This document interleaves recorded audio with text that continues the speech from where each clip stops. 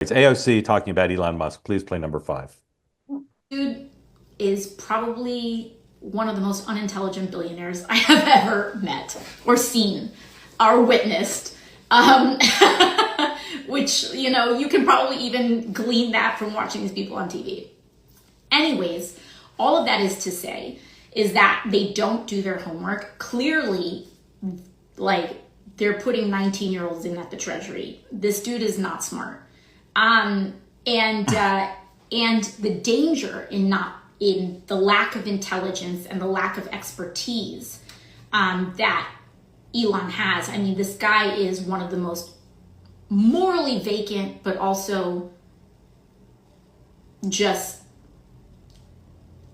least knowledgeable about these systems that we really know of. But the point is that what that means is that they're going to hit a button inevitably.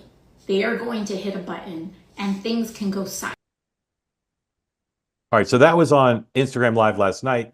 As you can imagine, if you have anything like an imagination, it's got a lot of attention today on the right and the left. So, Ryan, you first. What do you think of that video? And just in general, what do you think of the Trump 2.0 roles of AOC and Elon Musk? One, it's a very inarticulate way of calling someone dumb, considering you're stumbling on your words constantly and trying to get them out.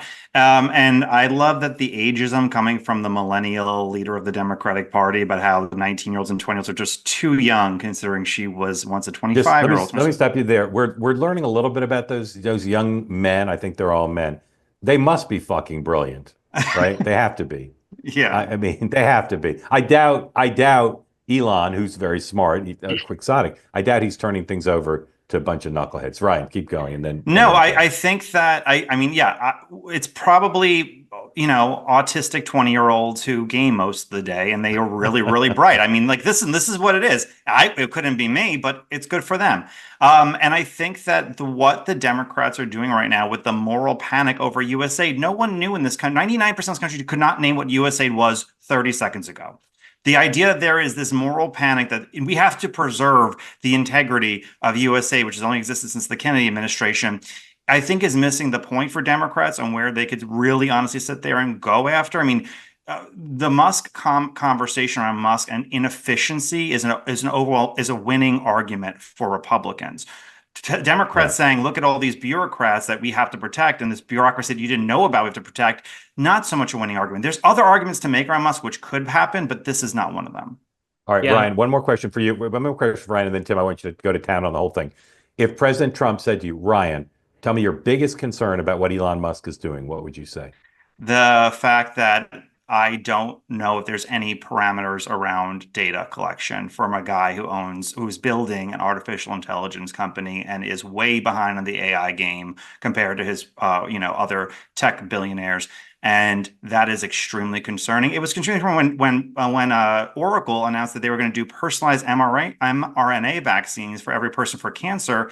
And no one in the room said, hey, are you getting any of our personalized cancer research the federal government's collecting to build those mRNA vaccines? I would love to know the answer. For some reason, no one is even thinking about answering the question. They want to do these personal attacks. What specialties do you have? But AOC didn't have a specialty before she was a bartender. Like, calm down about you don't have the moral character. Ask the real question of, is our data being protected for generative AI? Yes. That's the question. Amen. All right, Tim, go to town. AOC, Musk, that video, whatever you want. I will agree with Ryan on that. That's a huge concern. It's data and data privacy, and like, what does the richest man in the world have an interest in as he's trying to build an AI platform? It's exactly that. And it's scary that there do not appear to be any guardrails around what he's doing whatsoever. The people that he's got working for him, look, I don't think we need to make the argument that the 19 to 24-year-olds are dumb, but they are 19 to 24-year-olds. They have gone through no vetting other than, I guess, they worked at SpaceX or some of his other companies. And why do they have access to my social security security number or other data. Like, what are they doing? And they've already, the Trump administration, and this is getting a little in the weeds, lied to the press about what they're doing, saying it's only read-only access. They're not changing anything. And then there's reporting today that they are scraping data and changing the systems internally. So like that is a problem. On USAID, like, yes. Is it the most compelling to go hold a rally and defend the bureaucracy? No, right? Like, but Democrats, I am glad, are fighting and picking a spot. And I'm also glad that there are some Republicans who understand that like USAID is a backbone of American soft power across the world, right? If you are an isolationist and want to withdraw entirely from the world, sure. And that is maybe a position that Donald Trump wants to take, but that debate's not really happening. But, we are putting at risk things like, PEPFAR, HIV medication, stopping the next pandemic, counterbalancing China, influence across the country. Like they are super happy about this. It is also not just about this one agency as we're in week 2 or week 3 here. It is about where this is going to go. Department of Education next, Medicaid programs next. There's no accountability. And for people who were so worked up about unelected bureaucrats going into these systems and having no transparency or no sunshine, we have no idea what Elon Musk is doing right now. So it is incredibly dangerous. I think it is, the one point of pushback that I think that Democrats were very successful on was when Medicaid portals started getting shut down, when Head Start programs stopped getting their funding, which some of them are still struggling with. A bunch of Wisconsin counties reporting today that kids are not even going to those schools because they're not able to pay their rent or they're not able to pay their staff. Those are sort of like the real people impacts that are downstream from all of this. That's not about like, I didn't like a Colombian opera that was funded that cost $23,000. That is a Republican talking point, and they'll hold up and say,